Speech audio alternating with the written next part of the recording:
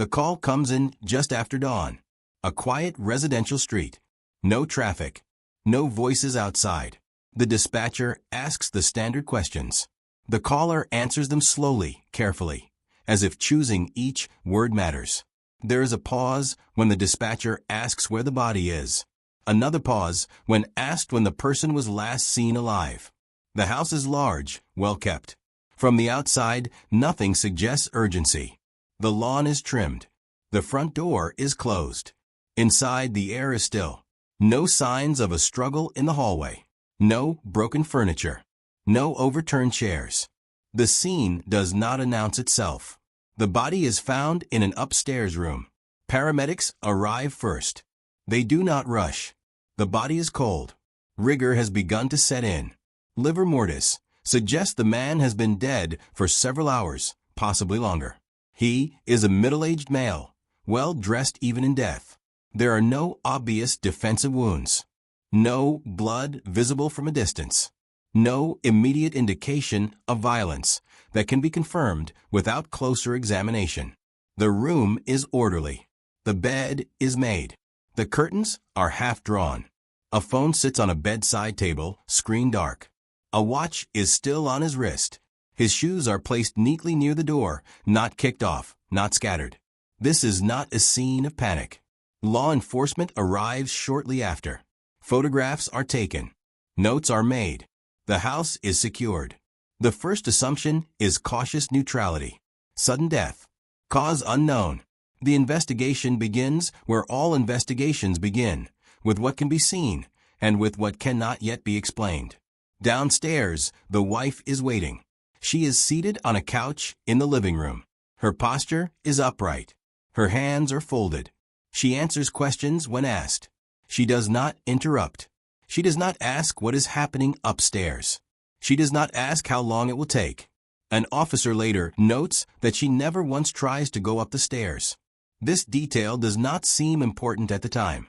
She explains that she found him earlier that morning, that she went upstairs after he did not come down for breakfast, that she tried to wake him, that he did not respond.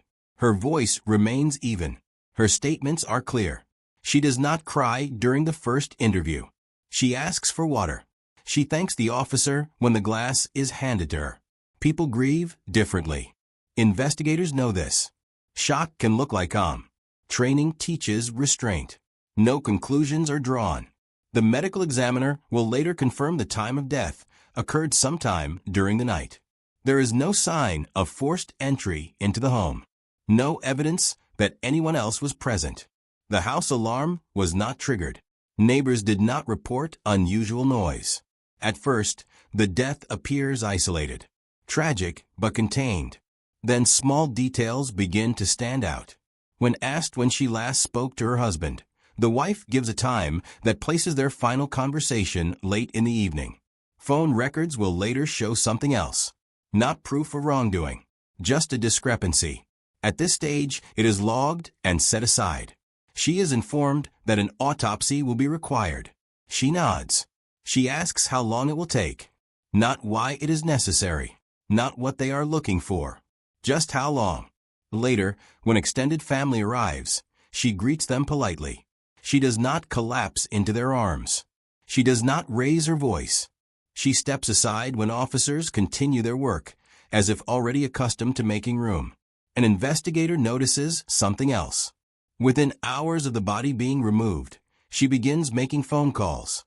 Not to friends, not to relatives, to a professional service. The call is brief. Arrangements are discussed. Logistics are clarified. The tone is efficient.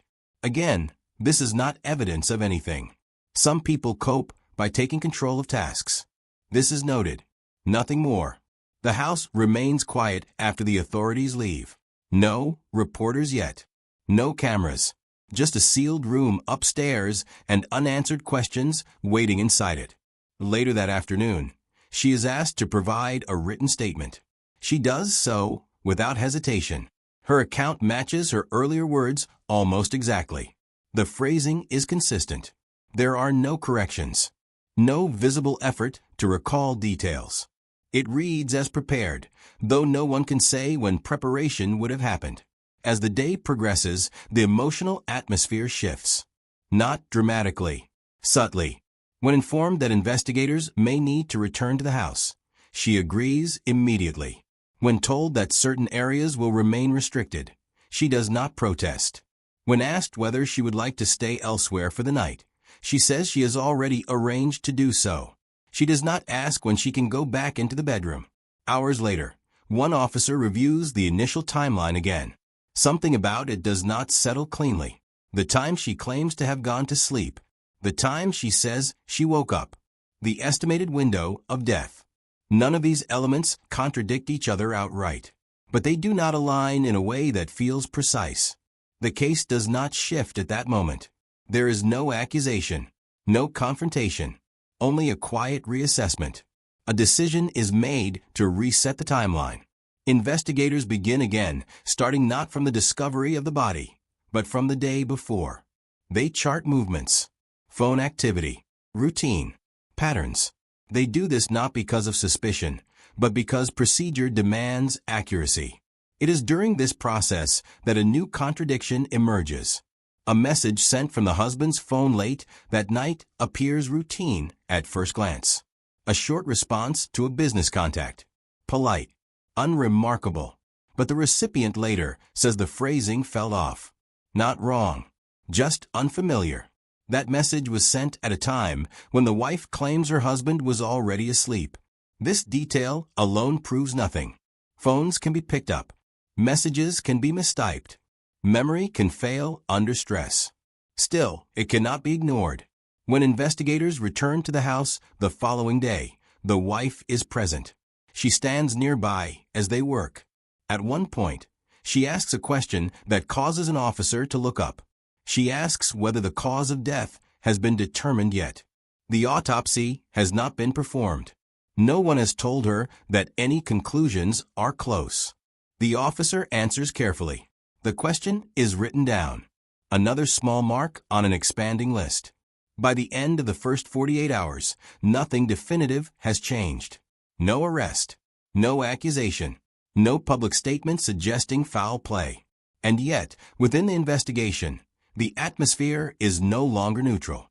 The death of a businessman has become something else.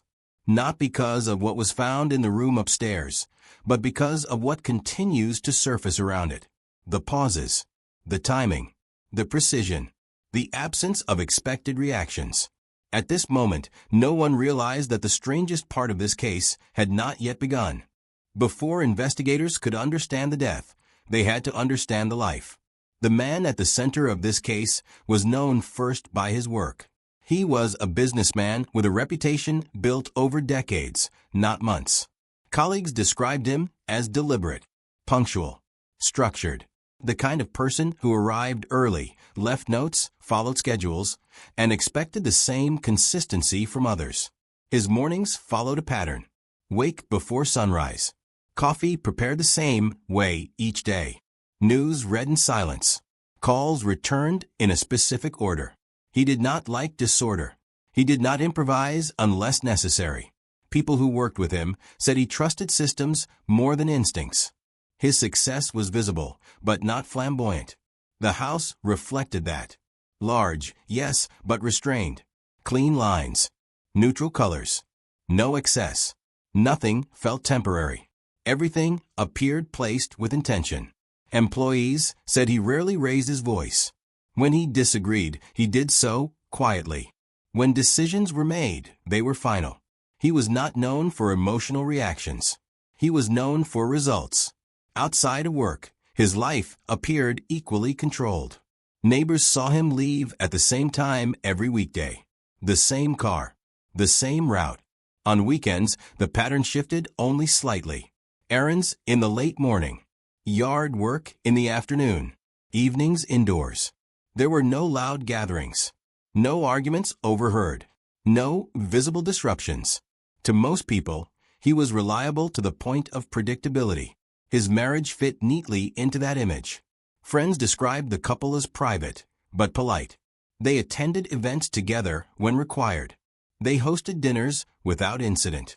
They posed for photos without discomfort. There were no public displays of affection, but there was also no visible tension. They did not argue in front of others. That absence was noted, but not questioned. Those closest to the couple would later say the relationship felt formal. Not distant, exactly. Just measured. Conversations stayed within safe boundaries. Topics shifted away from conflict. Disagreements, if they existed, were handled elsewhere. Inside the home, roles were clearly defined. He handled finances. He managed long-term planning. She oversaw the household. Appointments, schedules, social obligations. The arrangement appeared functional, balanced on the surface. No one recalls hearing them discuss emotions. This was not unusual to those who knew him. He was not expressive. He believed in order, stability, control over environment and outcome. But control can look different depending on where one stands.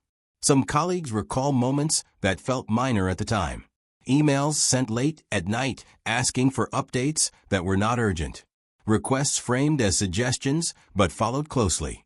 Expectations that others adjust to his rhythm rather than the reverse. Still, these were described as professional traits, not personal flaws. At home, there were fewer witnesses. Friends would later say that his wife deferred to him in conversation. She often waited for him to answer first. If plans were discussed, she looked to him before responding. If decisions were made, they appeared already settled. Again, nothing here suggested danger, only structure. Then there are the details that did not stand out until later. The businessman rarely missed calls. Yet there were periods when his phone went unanswered for hours, followed by brief explanations that did not match his usual habits. He was meticulous with records, but some recent documents were incomplete.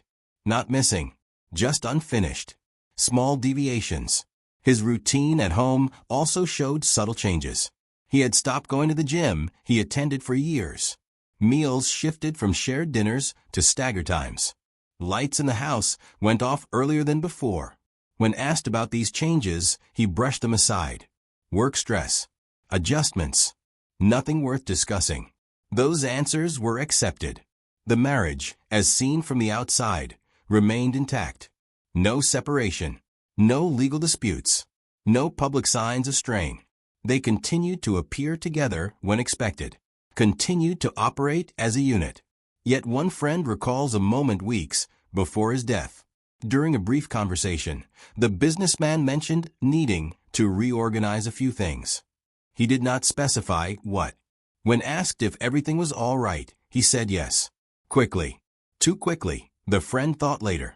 At the time, it was dismissed. This is how normalcy holds its ground. Through repetition. Through familiarity. Through the assumption that stability means safety. By the time of his death, there was no active concern surrounding him. No reports filed. No warnings issued. No one checking in. The image of the man remained intact. Only after the investigation began did that image start to shift. When investigators reviewed his recent calendar, they noticed canceled meetings that had not been rescheduled. When they examined financial activity, they saw decisions that diverged from his usual caution. When they mapped his final week, they found gaps that did not match his established routine. These were not dramatic discoveries. They were quiet inconsistencies. And then there was the marriage itself. During interviews, people described it in similar language. Stable, private, functional. Yet when asked to give specific examples of closeness, answers became vague. No shared hobbies mentioned. No recent trips recalled. No moments of warmth that stood out. It was not conflict that was missing. It was connection. This realization did not arrive all at once. It emerged slowly, as investigators reset their focus from the death to the life that preceded it. They moved backward through time, looking for a moment when things changed. And as they did, a question began to take shape. If this man lived by routine, if he valued order, if he controlled details large and small, then how did his life end without disruption? Without resistance? Without any sign that something had gone wrong? The answer was not yet clear. But the version of the man everyone thought they knew was no longer sufficient to explain what happened next. To understand what happened next, investigators turned their attention away from the public image and toward the private space, where no cameras followed and no witnesses stayed for long. The marriage did not begin under suspicion. It began quietly. They met years earlier through professional circles. Their relationship progressed at a measured pace. There were no sudden moves, no dramatic gestures. Friends recall the early stages as calm, even restrained. He was already established in his career. She was described as attentive, organized, and socially adaptable. Together, they appeared compatible in temperament. They married without delay, but without spectacle. The ceremony was modest relative to their means. Invitations were limited. Photographs from that day show polite smiles rather than visible excitement. At the time, this was interpreted as maturity. In the early years, the structure of their life formed quickly. He retained control over finances. This was not hidden. He handled investments, business accounts, long-term planning. Bills were paid on time. Records were kept. There were no missed obligations. She did not object to this arrangement, at least not openly. Friends assumed it was practical. She, in turn, managed the household. Scheduling, appointments, social obligations. She maintained the home and ensured appearances were met. From the outside, the system worked. The marriage functioned efficiently. What it did not display was warmth. Those close to the couple would later struggle to describe moments of closeness. There were no shared rituals mentioned beyond routine meals. No inside jokes recalled. No stories of late-night conversations or mutual confidences. When asked how the couple resolved disagreements, friends often paused before answering. Most said they rarely saw disagreements at all. Some interpreted this as harmony. Others, in hindsight, reconsidered that assumption. Inside the home, conversations stayed controlled. Topics remained practical.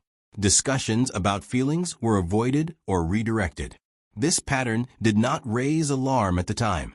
Many couples live this way, but patterns become clearer when time is rewound. As investigators spoke with people who knew the wife independently, a different picture began to emerge. She was described as capable, observant, and careful with words. She listened more than she spoke. In group settings, she adjusted her tone depending on who was present. Several friends noticed that she often looked to her husband before answering questions, even when those questions were directed at her. This was subtle, easy to miss. At the time, it was attributed to courtesy. One friend later recalled an incident during a dinner gathering. The wife began to describe a future plan, then stopped mid-sentence and corrected herself after her husband interjected. The moment passed without comment. No one challenged it. These moments were not dramatic. They did not disrupt social order. They blended into the background. Behind closed doors, the power balance remained consistent. Financial independence was limited. Major decisions required his approval. Travel plans were discussed in advance. Spending above a certain amount was reviewed. This was described as shared responsibility, but the final authority rested with him. Emotionally, the dynamic was less visible. Phone records would later show that the wife maintained fewer personal contacts over time. Calls to friends became shorter. Visits became less frequent. Invitations were declined more often. When asked why, she cited household responsibilities and scheduling conflicts. Again, none of this appeared alarming on its own. What stood out later was the accumulation. As the years passed, the distance between public presentation and private reality widened. Friends noticed the couple no longer hosted gatherings at their home. When invited elsewhere, they left early. Conversations stayed superficial. When asked directly about their relationship, both husband and wife gave similar responses. They were fine, busy, focused on work and responsibilities. There was no conflict worth mentioning. Investigators would later compare these statements with private communications. In messages exchanged between the couple, the language was formal. Requests were framed clearly. Responses were brief. There was little emotional expression, no terms of affection, no references to shared memories. This did not indicate hostility. It indicated something else: absence. As the timeline approached the final year of the businessman's life, small changes became more noticeable. He spent longer hours at work. She adjusted her schedule around his absences. They were seen together less frequently. One acquaintance recalled asking the wife whether she missed him during these periods. She responded with a practical answer about responsibilities. There was no mention of emotion. This response was not discussed at the time. Investigators also noted that certain decisions began to shift quietly. Accounts were reorganized. Documents were reviewed. Beneficiaries were updated. These actions were legal and not unusual for someone in his position. What drew attention later was the timing. Some changes occurred shortly before his death. Others were discussed but not completed. The paperwork stopped abruptly. When investigators asked the wife about these matters, she said she was aware of some changes, but not all. She said her husband preferred to handle such things himself. This aligned with how others described him. Then came a contradiction. In one interview, she stated that her husband shared everything important with her. In another, she said he kept work and finances separate from home life. Both statements could not fully coexist. When asked to clarify, she said circumstances varied. This explanation was accepted, but the inconsistency was recorded. As interviews continued, an emotional shift became noticeable. Not outward grief, but controlled tension. Her answers remained calm, yet her phrasing became more precise. She corrected investigators on small details: dates, times, sequences. This level of attention was not unusual. It was simply noted. At this stage, there was still no accusation. The marriage was being examined as context, not cause. But as investigators reset the timeline again, starting from the earliest years of the relationship, a pattern took shape. A gradual narrowing of emotional space. A consistent hierarchy of control. A partnership that functioned, but did not connect. People later realized these moments had been warnings. Not warnings of violence. Not warnings of intent. Warnings that something essential was missing. The marriage, viewed in isolation, appeared stable. Viewed over time, it appeared contained, structured, quiet. And when something finally disrupted that structure, there was no shared language left to explain it. The question investigators now faced was no longer limited to how the businessman died. It had expanded. What happens inside a marriage when control replaces closeness and silence becomes the default? That answer was still ahead.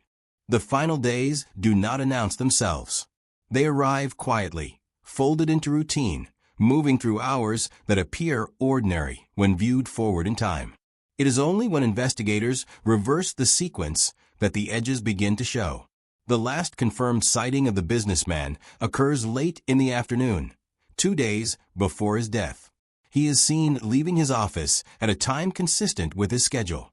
Security footage captures him exiting the building alone. His posture is upright. His pace is steady. He carries the same briefcase he has used for years. There is nothing unusual in the frame. He stops briefly at a nearby store. The receipt records a small purchase. Items consistent with household use. The transaction is completed without delay. He returns to his vehicle. Cameras show him driving away. This is the last moment anyone outside the home can place him with certainty. According to his wife, he returns home shortly after. She says they eat dinner together. She says the conversation is routine. She says there is no disagreement, no raised voices, no sign of distress. She says he mentions work the next day. She says he goes upstairs at his usual time. She says this calmly. Her account does not change. Now the data. His phone records show activity that evening. A short call placed to a business associate. Duration under 1 minute. The associate later says the call was unexpected, but not concerning. The tone was brief. Direct. No mention of urgency. A text message is sent later that night from his device. It is polite. Correct. It confirms receipt of information. The timestamp places it close to midnight. According to his wife, he was already asleep. This discrepancy is small but precise. Parallel timelines begin to form. On one side, the wife's account remains steady. She says they retire for the night at different times. She says she sleeps soundly. She says she hears nothing unusual. She says she wakes early the next morning and assumes he has already begun his day. On the other side, the digital record continues without emotion. The phone remains stationary overnight. Location data places it in the house. There is no movement recorded after the final message. No incoming calls are answered. No outgoing activity follows. At first glance, this aligns with sleep. But then investigators look closer. The fitness tracker he wore daily shows no recorded movement during the early morning hours. This is unusual. His routine included waking before sunrise, walking through the house, preparing coffee, reviewing news. None of this appears. There is a gap. When asked about this, the wife says she slept later than usual that morning. She says she assumed he had already left the bedroom. She says she did not check the time. Her statement remains composed. The timeline resets again. Investigators begin earlier, moving hour by hour through the previous evening. They map known actions against recorded data. They do not speculate. They compare. At 7:12 p.m., a card is used for an online purchase. It is a subscription renewal related to the household. The account holder is the husband. The confirmation email is sent to his address. The wife says she was in the room when he completed it. The IP address shows the transaction originated from a device in the home. This does not resolve anything. It only places activity. At 9:47 p.m., a message is sent from the wife's phone to a family member. The tone is neutral.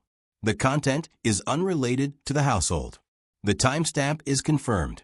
At 10:15 p.m., the home security system is armed. This is consistent with routine. The system logs show no breach overnight. At 11:58 p.m., the final message leaves the husband's phone. After that, silence. The next morning, according to the wife, she wakes and begins her routine. She says she notices the house is quiet. She says this is not unusual. She says she assumes he has already gone downstairs. She says she goes about her morning. The data shows something else. There is no activity on his devices. No movement detected. No use of appliances tied to his routine. No vehicle movement from the garage. At 7:34 a.m., the wife's phone connects to the home network. At 7:36 a.m., a web search is conducted.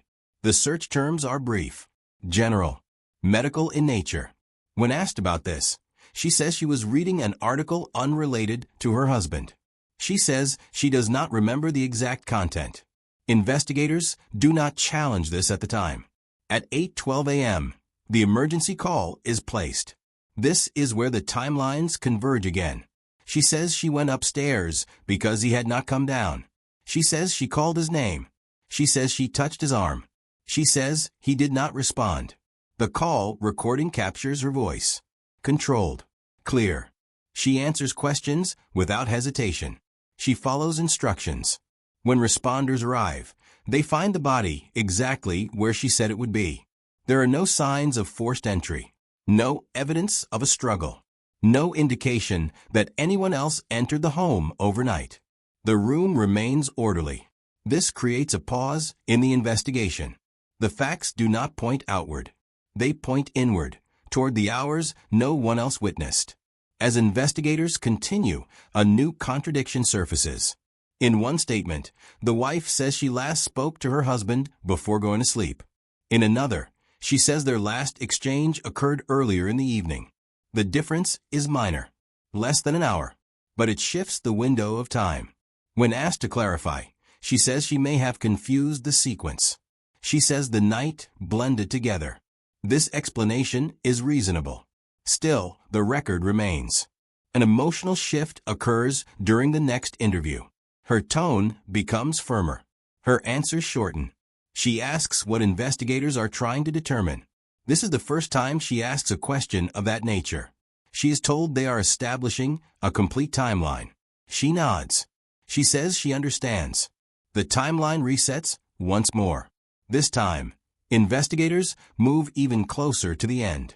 They focus on the moment between the final message and the estimated time of death. They narrow the window. They examine temperature readings. They consult the medical examiner. The conclusion is careful. Death occurred sometime after the final phone activity. This does not identify who was present. It does not identify how it happened. It only fixes the moment more tightly than before. And within that window, only 2 people are known to be in the house. By the end of this phase, there is still no charge, no accusation, no public suspicion. But the timeline no longer sits comfortably. What was once a sequence of ordinary events has become a series of precise markers that refuse to align cleanly. Each piece, taken alone, explains nothing. Taken together, they create tension where there was none before. The final days, once thought to be routine, now carry weight they did not have when they first occurred. And the closer investigators look, the smaller the space becomes between what is said and what is recorded. The next step will test that space.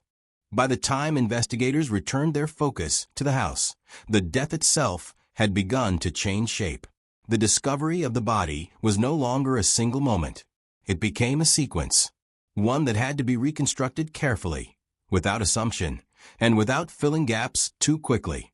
The body was found in an upstairs bedroom, positioned on the bed. The placement appeared deliberate, though that word carried no implication yet. He was lying on his back. His arms were close to his sides. His legs were straight. There was no sign that he had fallen or collapsed where he stood. The sheets were undisturbed. This detail mattered. In cases of sudden medical death, movement often leaves traces. Wrinkled fabric, shifted pillows. Here, the bedding showed no such disruption. The bed looked as it had earlier that night, or perhaps earlier still. The room itself offered little noise. No overturned objects. No broken glass. No marks on the walls. A glass sat on the nightstand, empty. It was upright. No fingerprints were immediately visible without processing. The temperature of the room was normal. Windows were closed. Curtains partially drawn. The lighting was off when responders arrived. There was no odor that suggested chemical exposure. No medication bottles were open. No note was present. The absence of certain elements became as important as what was found. The medical examiner arrived later that morning. Initial observations were careful. Time of death was estimated based on body temperature, stiffness, and lividity. The findings suggested death occurred several hours before discovery, likely during the night. There were no obvious external injuries, no cuts, no bruises visible at a glance, no signs of a struggle that could be identified without further examination. His face was calm, his expression neutral. This created an early dilemma. The scene did not align clearly with violence. It also did not align cleanly with natural causes. There were no known medical conditions that would explain sudden death without warning. His recent medical records, reviewed later, showed routine checkups and no urgent concerns. Investigators began reconstructing the scene step by step. They documented the position of the body, the angle of the head, the placement of the arms, the alignment of the legs. These details were logged precisely not because they answer questions, but because they might later. The medical examiner noted subtle findings that required further analysis. Slight discoloration in areas that needed closer inspection. These were not conclusions, only observations. The body was transported for autopsy. Back at the house, forensic teams worked methodically. Surfaces were tested. The bed frame was examined. Door handles were swabbed. The floor was inspected inch by inch. Nothing obvious emerged. The absence of disturbance suggested one of several possibilities. Death during sleep, a sudden internal event, or an event that left little trace. Each possibility carried different implications. The wife's account of discovery was reviewed again. She said she entered the room after noticing her husband had not come downstairs. She said she called his name. She said she touched his arm. She said she immediately knew something was wrong. When asked where she stood when she touched him, she pointed to the side of the bed. Forensic markings later placed her fingerprints on the edge of the mattress, consistent with that account.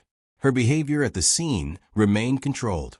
She did not attempt resuscitation. She did not move the body. She called emergency services promptly. Responders noted that she followed instructions without hesitation. She answered questions clearly. She did not leave the room until asked. These details did not indicate wrongdoing, but they also did not explain the scene. As the day progressed, the medical examiner released preliminary findings. Cause of death was undetermined. This classification did not mean uncertainty forever. It meant more time was needed. Toxicology, internal examination, microscopic analysis. For now, the death was classified as suspicious not because of evidence of violence, but because of the lack of explanation. This classification carried weight. It allowed investigators to expand their scope. It permitted deeper inquiry. It justified revisiting earlier assumptions.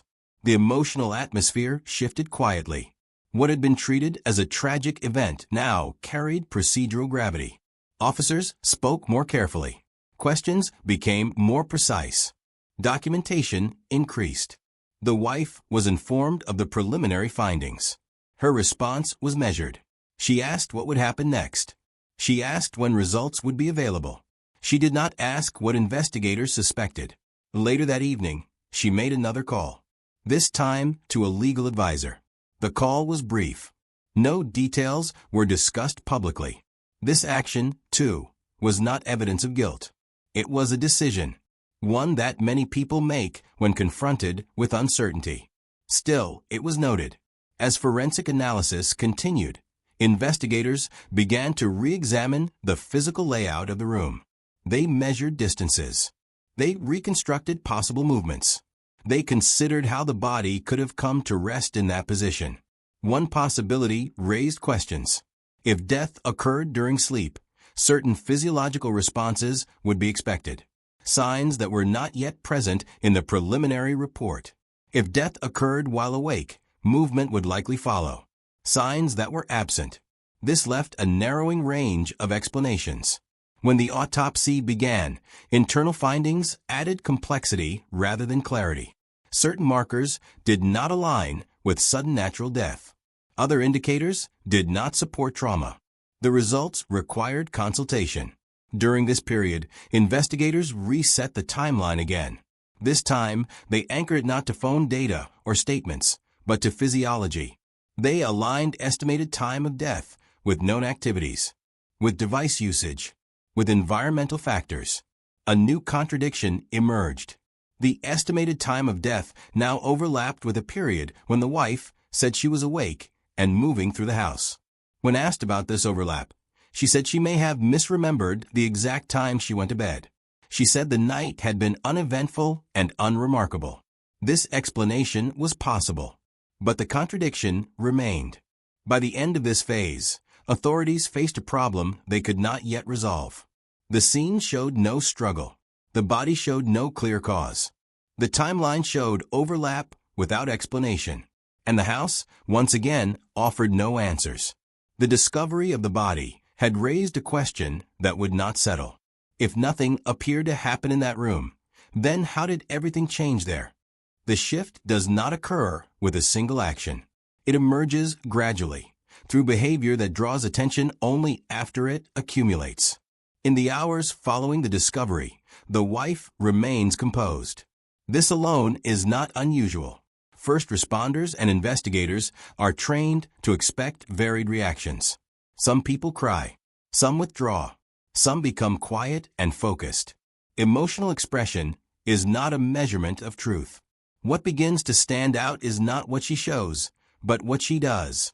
During the first full day after the death, she declines the offer of a private room away from the activity inside the house. She chooses to remain nearby as investigators work. She sits upright. Her posture remains consistent. Her hands rest in her lap. She does not pace. She does not ask how much longer it will take. When asked if she needs anything, she responds with short answers. Water, a phone charger, a document from her bag. No personal requests. When family members arrive, her interactions remain restrained. There is no collapse into embrace. No visible release. Conversations are brief, practical. She thanks people for coming. She explains that investigators are still present. This is observed without interpretation.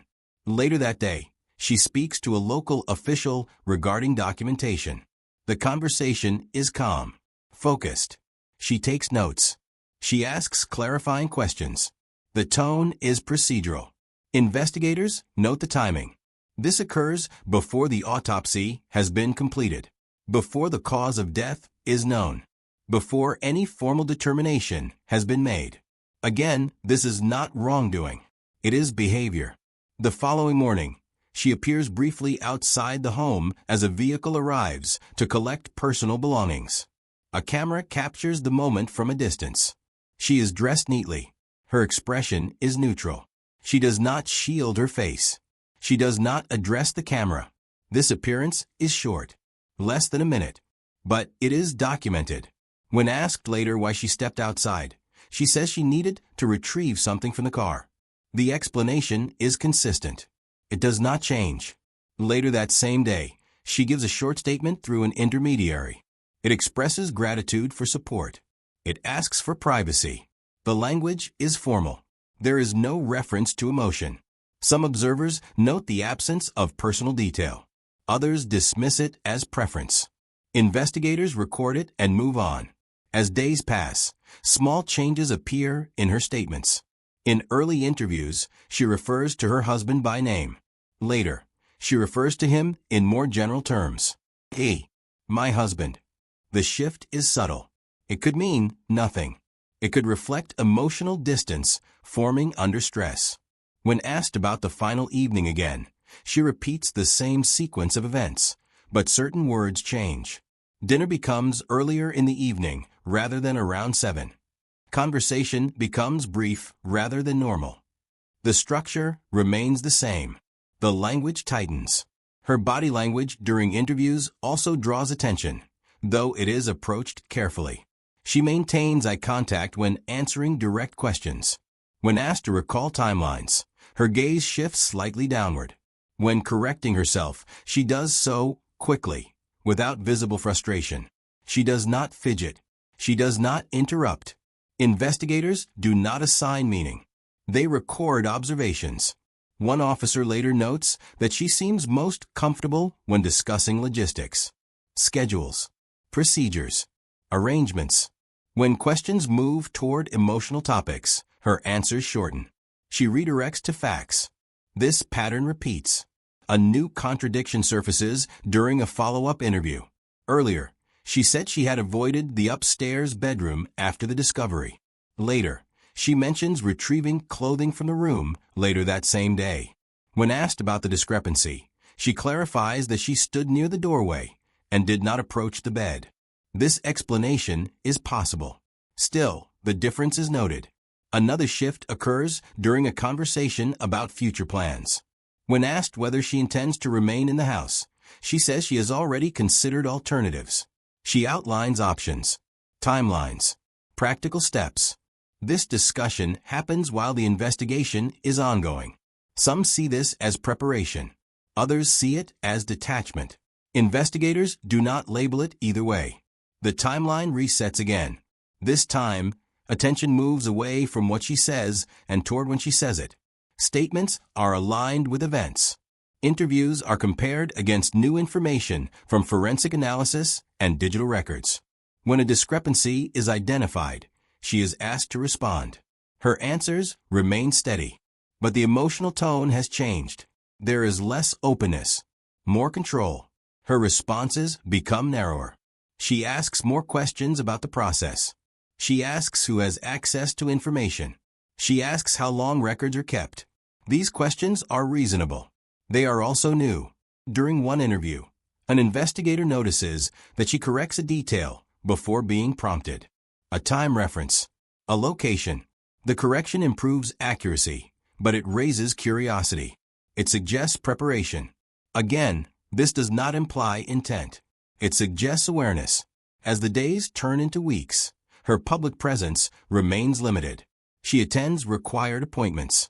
She avoids social settings.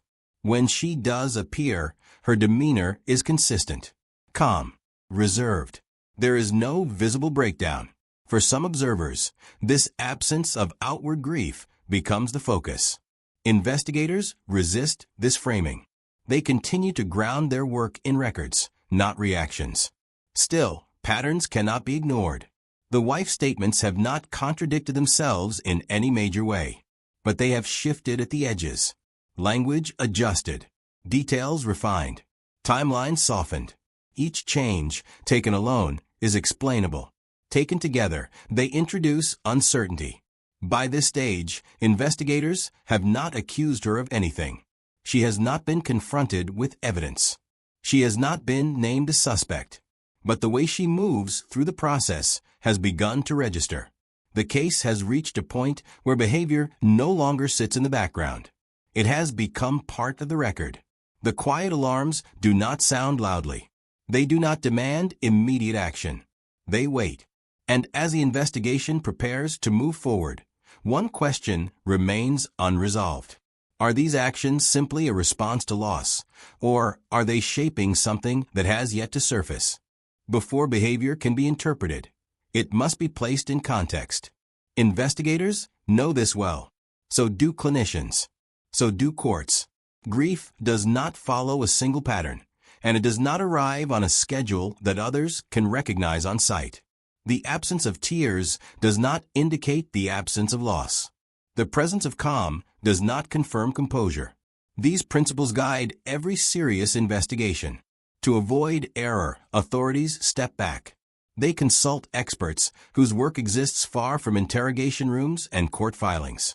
Psychologists, trauma specialists, crisis counselors, individuals who have studied loss not as a reaction, but as a process. What they explain is consistent. Some people cry immediately. Others do not cry at all. Some become disorganized. Others focus on tasks. Some speak openly. Others retreat into structure. There is no standard response that applies across cases. Grief, experts say, is shaped by personality, upbringing, prior experiences, and the nature of the relationship itself. In marriages defined by routine rather than intimacy, loss can surface as disruption rather than emotion. This matters because much of what has drawn attention in this case exists in the space between expectation and reality. What people assume grief should look like, and what it sometimes does. Experts caution against reading intent into restraint. A person who plans logistics quickly may be attempting to regain stability. A person who avoids emotional language may lack the tools to express it. A person who appears controlled may be managing shock. Investigators are trained to absorb this guidance. They are also trained to recognize how easily perception can distort fact. This is where confirmation bias enters. Once a narrative begins to form, even loosely, the human mind searches for evidence to support it. Neutral actions are reinterpreted. Ambiguity becomes meaning. Silence becomes intent. Entire cases have collapsed under this weight. Investigators review examples where early assumptions led to wrongful conclusions. Situations where behavior that seemed unusual was later understood as normal response to trauma. Situations where focus on demeanor obscured physical evidence. The lesson is clear. Behavior alone cannot define guilt. In this case, the wife's actions, taken independently, remain within known ranges of grief response. Her composure, her planning, her controlled language. None of it crosses a line on its own. This creates an emotional reset within the investigation. What had begun to feel uncomfortable is deliberately reframed. Investigators remind themselves of protocol. They step away from impressions. They return to documentation. This reset is intentional. They review interview footage again, this time with sound muted. They observe posture, timing, movement, without attaching meaning. They then review transcripts without names, focusing only on sequence.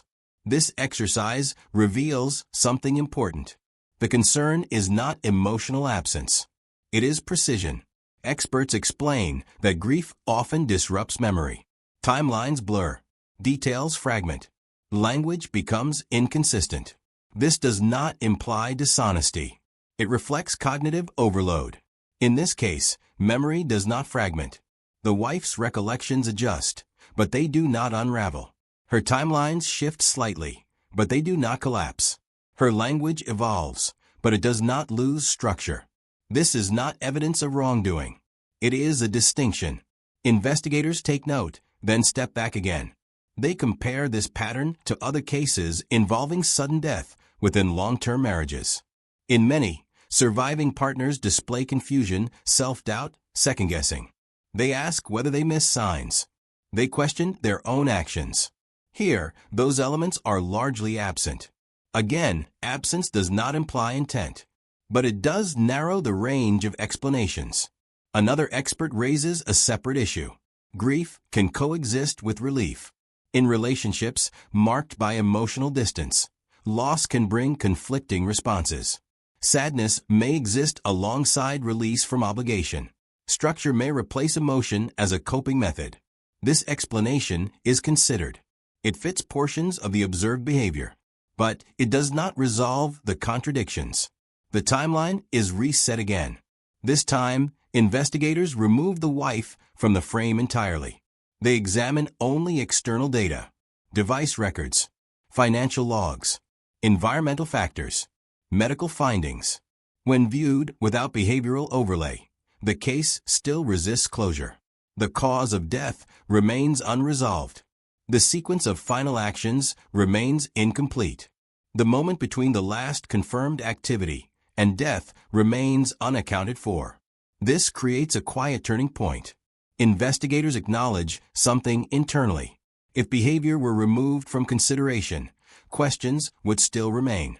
That realization shifts the emotional center of the case. Suspicion is no longer anchored to demeanor. It is anchored to gaps. As this understanding settles, one more contradiction surfaces. An expert reviewing interview transcripts notes that while emotional expression varies widely, anticipatory explanations do not. Most grieving individuals do not preemptively clarify details before being asked. In this case, the wife occasionally does. This observation is shared carefully. It is not labeled. It is not elevated. It is logged. By the end of this phase, viewers and investigators alike are placed in the same position. What feels unusual may be ordinary. What appears calm may be shock. What seems controlled may be survival. And yet, even after stripping away assumption, the case does not resolve. The facts remain. The house was sealed. The death occurred inside. The timeline narrows. The explanations thin. And the question that now lingers is not about grief at all. If grief cannot explain the gaps, what can? As the investigation unfolded, attention shifted from personal behavior to the practical framework that governed their lives. Money, routine, and legal obligations rarely reveal emotion, but they leave records. Documents, timestamps, and transactions do not cry, they do not pause, they do not plead. Yet they carry weight. They can clarify sequence and highlight contradictions that words alone cannot. The businessman had been methodical with finances. Corporate accounts, investments, personal assets, each was maintained with consistency. Bills were paid on time. Transactions were logged. Legal obligations monitored. Financial patterns followed his own schedule. He had overseen the majority of decisions for years. This structure made his household predictable, at least in numerical terms. Investigators began with insurance policies, life coverage, health policies, disability clauses. Each document was examined with precision. The policies themselves were extensive. Names, dates, and designated beneficiaries carefully noted. Premiums were current. Amendments minimal. Nothing at first glance suggested urgency or deviation. Yet small details began to surface. One policy had been adjusted slightly in the previous year. The beneficiary remained the same, but the allocation between accounts had changed. According to records, the husband had signed the changes personally, but the timing overlapped with his reported presence elsewhere. Investigators noted this discrepancy, though they had no immediate explanation. Business liabilities were next. Investments, loans, and pending contracts were reviewed. All appeared normal. Payments had been made as expected. Tax filings were current. Yet, when scrutinized alongside phone logs and emails, subtle inconsistencies emerged. Some approvals had been sent late at night. Some confirmations occurred while the businessman's device indicated inactivity. Each discrepancy was minor alone, but the accumulation formed patterns that could not be ignored. Inheritance and estate planning revealed further complexity. The couple had legal documents detailing the distribution of assets. Certain amendments had been made months before his death. Some changes reflected recent financial acquisitions. Others suggested long-term planning. These details were consistent with standard estate management. Yet, when cross-referenced with her statements and recent actions, investigators saw timing that required closer examination. Parallel timelines formed again. On one side, the wife's account. She says she learned of the adjustments gradually, after the documents were formally processed. In the hours after the death, investigators turned to a source that cannot grieve, cannot explain, and cannot misremember: the digital record. Phones, devices, emails, location logs. Each entry is a timestamp, a silent witness to movement, choice, and presence. Unlike statements, these records cannot adjust for memory, stress, or habit. They exist as evidence of action or inaction. And in this case, they began to reveal a sequence that did not align with what had been reported. The husband's devices had been collected immediately. Phones, tablets, and computers were seized. Investigators created forensic copies to preserve each byte of data. They mapped usage, message logs, call history, and application activity. Everything was time-stamped, every entry logged, every deletion noted. The record offered no opinion, no interpretation, only sequence. Deleted messages became a focus. Certain conversations had been removed from devices, leaving gaps in communication. These deletions occurred hours before his death, at times that did not match her account of interactions. In some cases, the deleted content had been sent to recipients who could confirm the message existed, but could not provide the content. Investigators noted the timing carefully. It did not prove intent, but it did introduce a contradiction between the physical sequence of events and reported interaction. Location tracking offered further clarity. Phones' ping towers connected to Wi-Fi networks recorded GPS coordinates. The husband's phone showed consistent placement inside the home after the last recorded message. Yet the timing conflicted with reported movements described by the wife. She stated he had gone to check on something or to speak with a service provider. The data placed him stationary. Similarly, the wife's device showed consistent connectivity with the home network, but certain online actions occurred at intervals she had not accounted for. Searches, account logins, and document accesses were timestamped. Some took place during windows when she claimed to have been elsewhere, introducing minor, yet notable inconsistencies. Parallel narratives became central.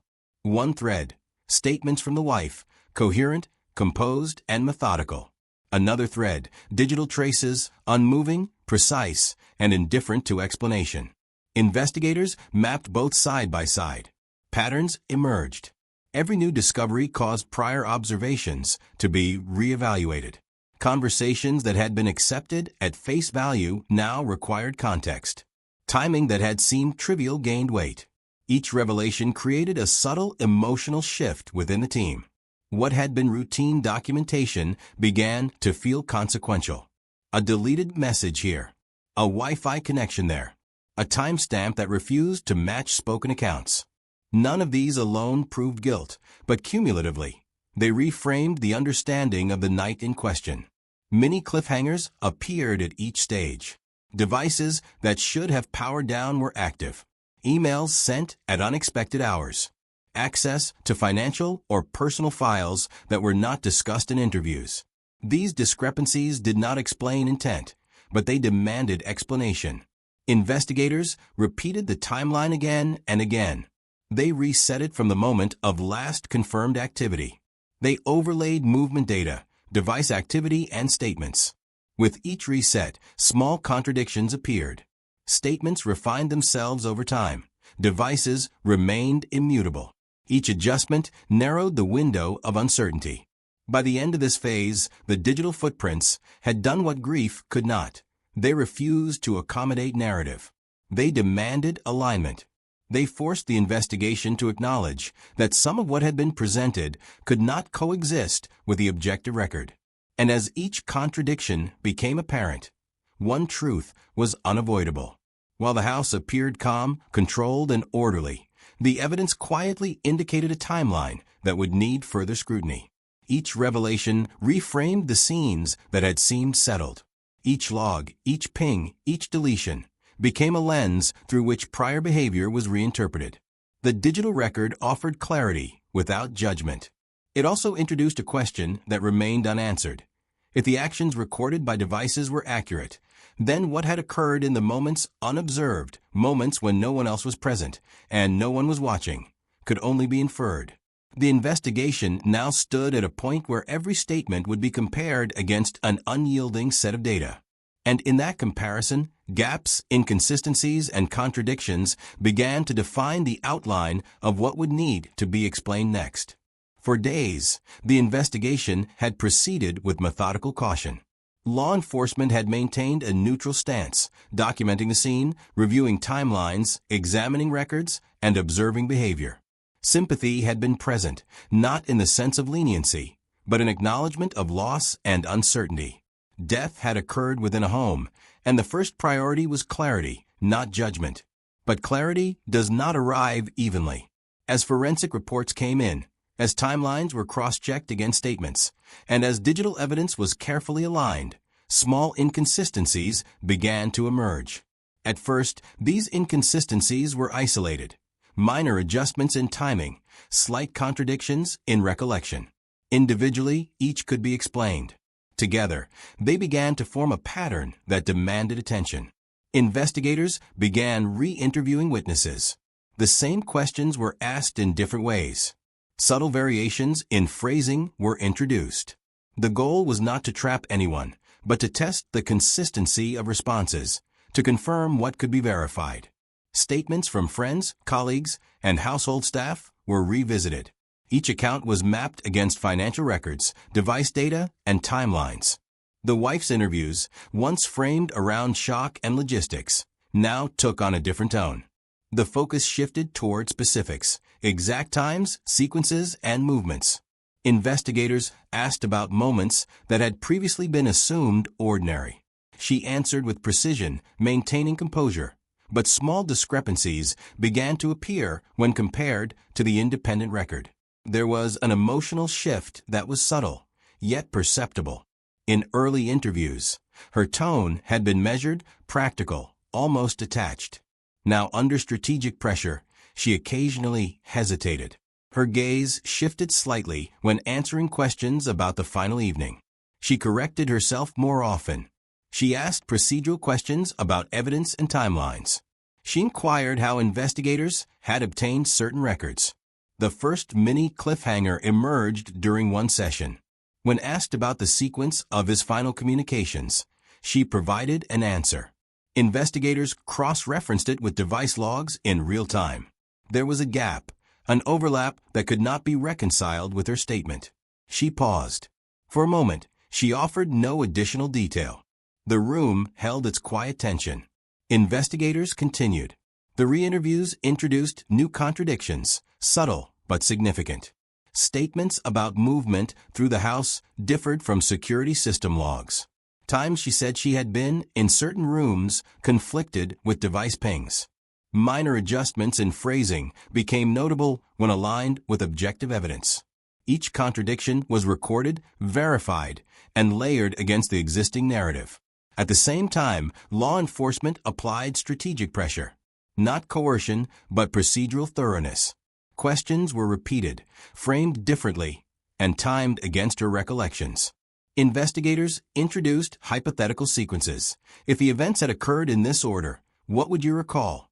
They asked her to describe actions step by step, to identify precise movements and timelines.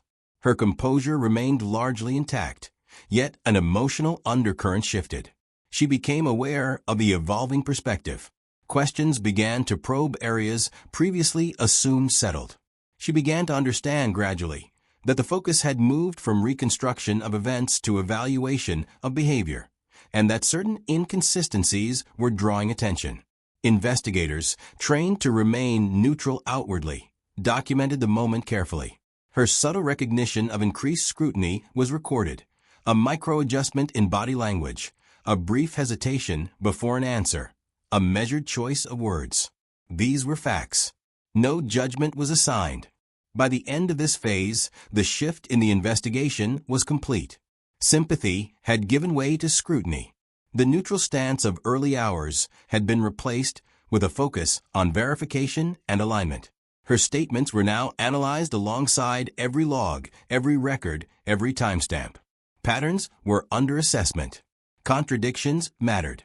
Precision mattered. Control mattered. And in this transition, a new timeline reset occurred. Investigators rewound each recorded movement, each device activity, each statement. They reviewed every interview, every phone ping, every document. What had been assumed in the first days as routine, calm, or orderly was now seen through the lens of verification. By this point, the wife had realized that suspicion had quietly shifted. It was not declared, it was inferred. The investigation had turned. The focus was no longer only on reconstructing loss. It was now also on aligning reality with explanation. Every detail she provided would be measured against immutable evidence. And in that realization, a new tension emerged, one that would carry forward into every subsequent decision, every subsequent action, and every subsequent question investigators would ask. The investigation had left the realm of observation. It had entered the realm of challenge. And the next steps would bring clarity to inconsistencies that had, until now, been tolerated as minor anomalies. The interrogation begins without fanfare. There is no dramatic lighting, no confrontational tone, no raised voices. The room is small, neutral, and recorded from multiple angles. A table separates the investigator and the wife. Chairs are positioned to allow observation of posture, hands, and expression. The recording equipment ensures that nothing is lost. From the outset, the atmosphere is precise. The questions are methodical. They follow sequence, chronology, and cross-reference. Investigators avoid assumptions. Each query is framed around events that can be verified, timelines that can be measured, and statements that have already been logged. The first line of questioning centers on the final evening. Investigators ask her to recount step by step. When she speaks, her voice is calm, measured. She describes routine, dinner, checking messages, minor household tasks. Each answer is articulated clearly, with pauses only to recall specifics. Yet within these pauses, subtleties emerge. A hesitation before certain details. A slight shift in posture. A hand adjusting slightly on the table. These micro-signals are not interpreted as guilt, only noted as part of the record. Investigators move to the period of last confirmed activity. She provides a timeline, consistent in general outline with previous statements. But as questioning deepens, small inconsistencies appear. Times shift by minutes. Locations within the house are slightly redefined. Each adjustment is minor, yet cumulatively, it forms a pattern. The questioning continues into behavior following discovery. Investigators ask what she did immediately after noticing he had not responded. She describes actions, calling emergency services, checking rooms, ensuring doors were locked. Her tone is precise. Her movements described are orderly. She avoids elaborating beyond facts. A mini cliffhanger occurs when investigators present a new piece of data, timestamps from device activity that contradict her stated actions. She pauses. There is a moment of silence. She asks to clarify the data source. Her voice remains composed, but the shift is perceptible. The questions press on, moving toward emotional responses. Investigators ask what she felt during each sequence. She answers with restraint. She describes concern and urgency in procedural terms, avoiding reference to personal feeling. The absence of expected emotional markers is recorded, not judged. Another contradiction arises when asked about her whereabouts at certain times. Security footage places her in locations she had previously described differently. She revises her account, offering an explanation. A misremembered sequence. Tasks done simultaneously. The explanation is plausible, but the discrepancy is noted and logged. Investigators continue, carefully observing language, tone, and rhythm. Questions move toward preparation, document access, financial activity, communications. Each answer is factual. Each clarification is precise. She avoids speculation. She does not volunteer unnecessary information. At a critical moment, a pause occurs. Investigators ask about actions she has repeatedly declined to detail. She remains silent for longer than before. The silence fills the room. Every movement, every blink, every slight shift in posture is captured. It becomes a statement in itself.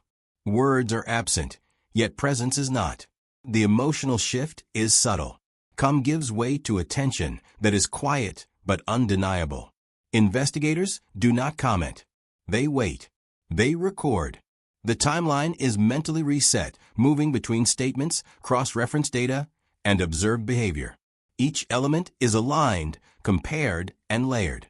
This silence, the refusal to expand beyond what is necessary, carries significance.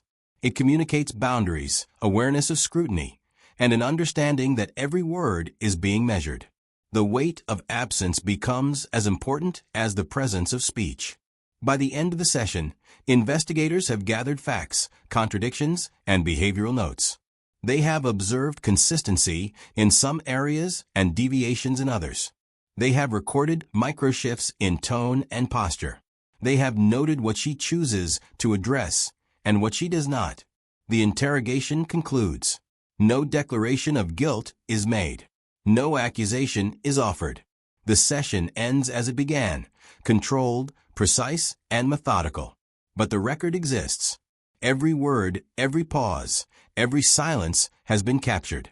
The digital and physical evidence now coexist with narrative observation. And in that coexistence, the unanswered questions, the gaps, the inconsistencies, the subtle tensions remain. They are facts waiting for interpretation, sequence waiting for alignment, and silence that speaks louder than any words could.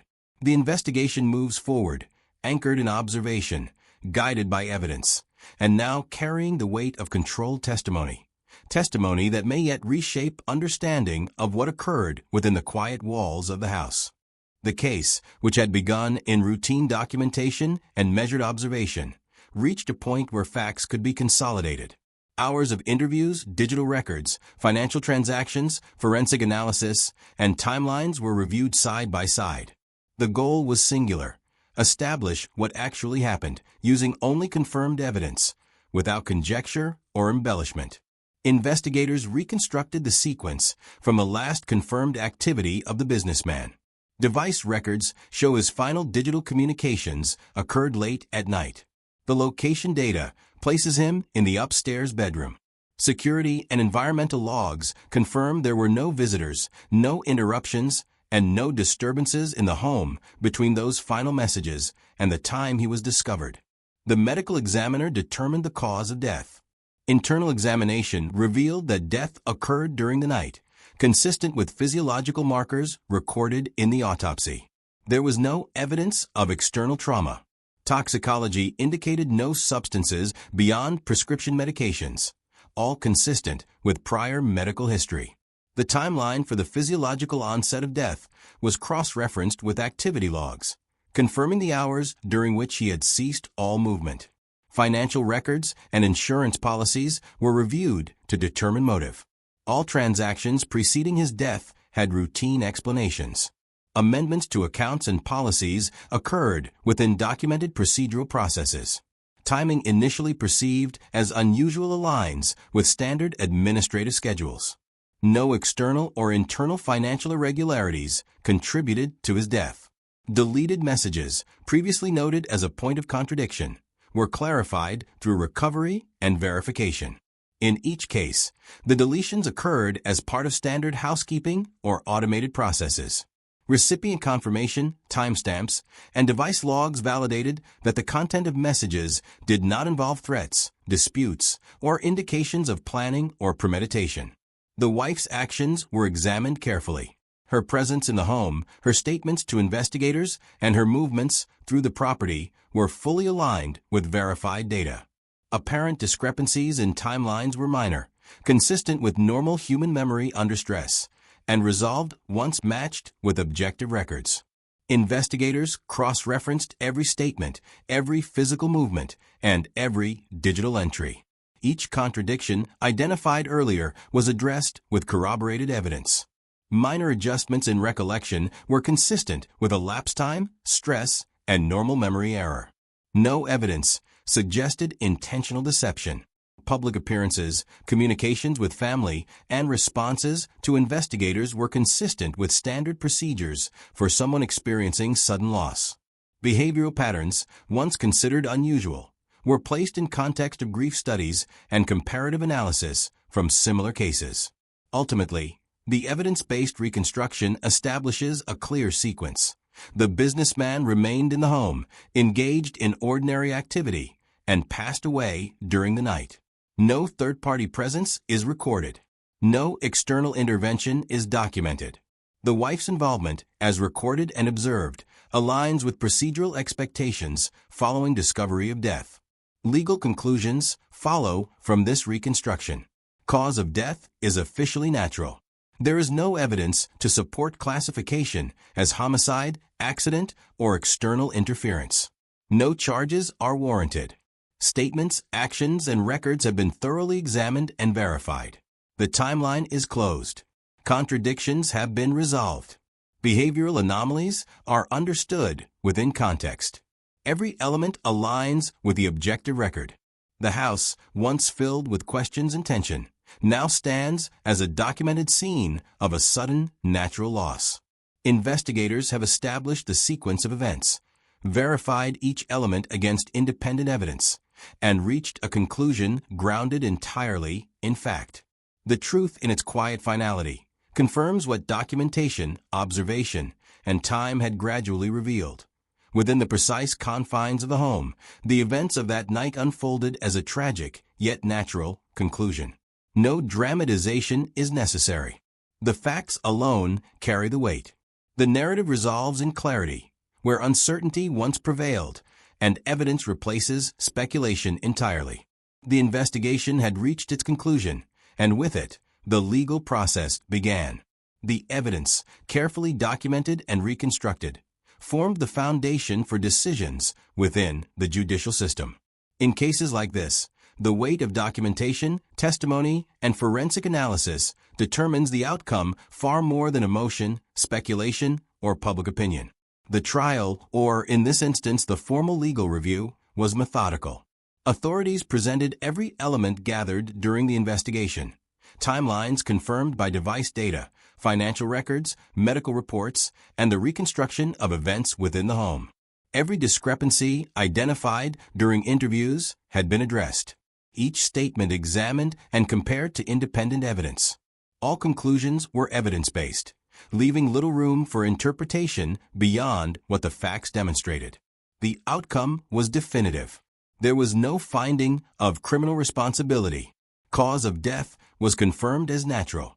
No charges were filed. The legal system determined that the events of that night and the subsequent actions of the surviving spouse aligned with documented evidence and behavioral context. The resolution was precise, procedural, and unambiguous. Public reaction varied. Media coverage emphasized the unusual circumstances and initial questions surrounding behavior, yet reporting of the verified facts adjusted the narrative. Early speculation gave way to documented conclusions. Families, friends, and acquaintances process the distinction between initial suspicion and verified reality. Some struggled to reconcile the absence of wrongdoing with the intensity of prior uncertainty. Others accepted that tragedy had occurred without external influence. The impact on families remained complex. The businessman's immediate family navigated grief while understanding that scrutiny had been applied to behavior that, in context, was appropriate. The surviving spouse faced the weight of suspicion, later removed, and the public attention that accompanies such cases. Both sides were left to rebuild a sense of normalcy after the disruption of investigative focus and media coverage. Justice, in this context, was defined differently than in cases of conviction. It was clarity, accuracy, and alignment with truth. It was the resolution of uncertainty, the verification of sequence, the reconciliation of evidence with statements, and the confirmation of events based on documentation rather than assumption. Yet, even in certainty, there remained an emotional residue. Families processed grief, public perception, and the lingering presence of questions that had dominated headlines and conversations. The house, once a center of inquiry, returned to quiet. Investigators closed the case file, knowing the documentation provided a complete record.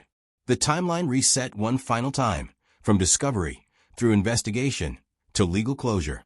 Every fact had been verified. Every discrepancy accounted for. Every narrative aligned with evidence. The conclusion was procedural, final, and grounded entirely in reality. Justice, in this case, was not the imposition of penalty. It was the affirmation of accuracy, the establishment of fact, and the recognition that human behavior, complex, varied, and at times inscrutable, must always be interpreted against objective evidence. The community, the families, and the surviving spouse faced the aftermath quietly, carrying the weight of loss and scrutiny, but doing so within the certainty provided by methodical investigation. And in that quiet, the record stands, a comprehensive, evidence-based account of events, where speculation once existed, now replaced by fact. The case closes. The sequence is complete. The truth measured and verified endures beyond emotion, beyond rumor, and beyond the brief uncertainty that once filled the house where silence had first broken. Even after the investigation has concluded, even after the legal process has confirmed the sequence of events, this case continues to occupy the minds of those who study it, report on it, or simply hear the story. The evidence is clear. The timeline has been reconstructed. The digital records, financial documentation, and verified statements align. And yet, there remains an unease that cannot be fully quantified, a psychological residue that persists long after the facts have been established. This unease emerges from the space between expectation and reality. People assume grief should look a certain way, that behavior under stress will manifest in identifiable patterns. When reality does not match these assumptions, suspicion can arise. It does not matter that experts explain the wide variability of human reaction. It does not matter that investigators apply methodical caution and evidence-based reasoning. Observers are left with an impression, an emotional echo, of tension that exists even when the underlying facts are settled. Trust becomes complicated in cases like this. The surviving spouse, whose actions were within normal ranges of response, endured scrutiny simply because behavior appeared inconsistent with expectation. Friends and family, initially relieved by clarity, later reflected on moments that, in hindsight, seemed ambiguous. The public, watching from a distance, interprets calm as detachment, composure as calculation.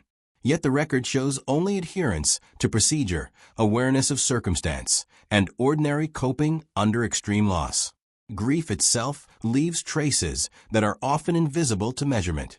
It shapes memory, affects communication, and colors perception. It reminds us that human understanding is filtered through emotion, as well as observation.